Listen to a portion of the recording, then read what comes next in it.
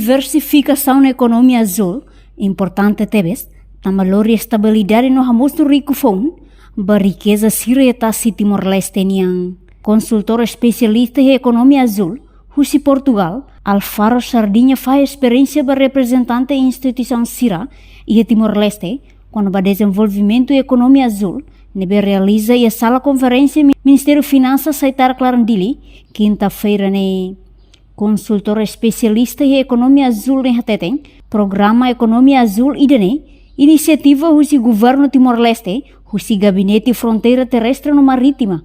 O objetivo é de promover e de esclarecer desafio na oportunidade, onde se busca diversificar a economia Timor-Leste. Muito bem, excelente questão. Estamos aqui reunidos.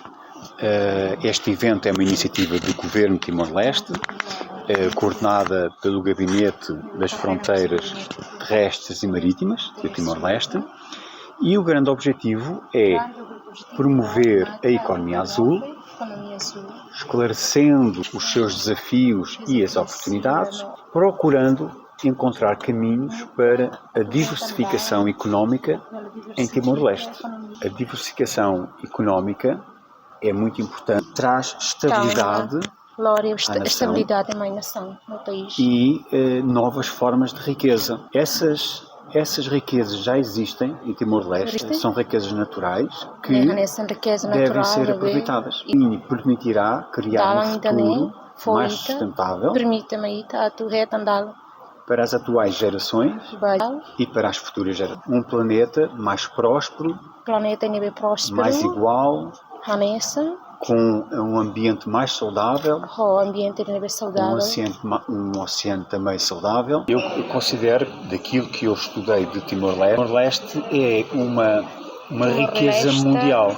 Timor-Leste é uma nação riqueza mundial é uma nação com uma identidade, país identidade, com uma assinatura, com uma cultura muito rica, com uma história, apesar de ser uma nação jovem, mas que a nação é jovem, tem uma história muito longa, uma história muito relevante,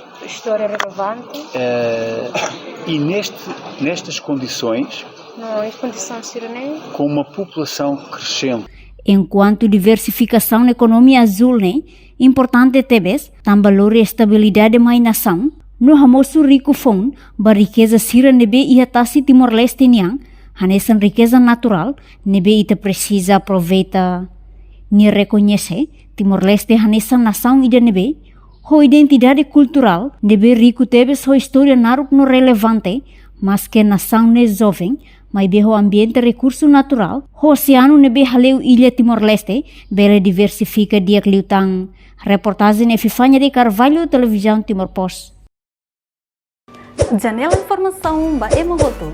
Atua tem informação atual dia kliu, kita haluha, haneham botão subscribe, like, halo comentário no fahe tutang ba media sosial hotu.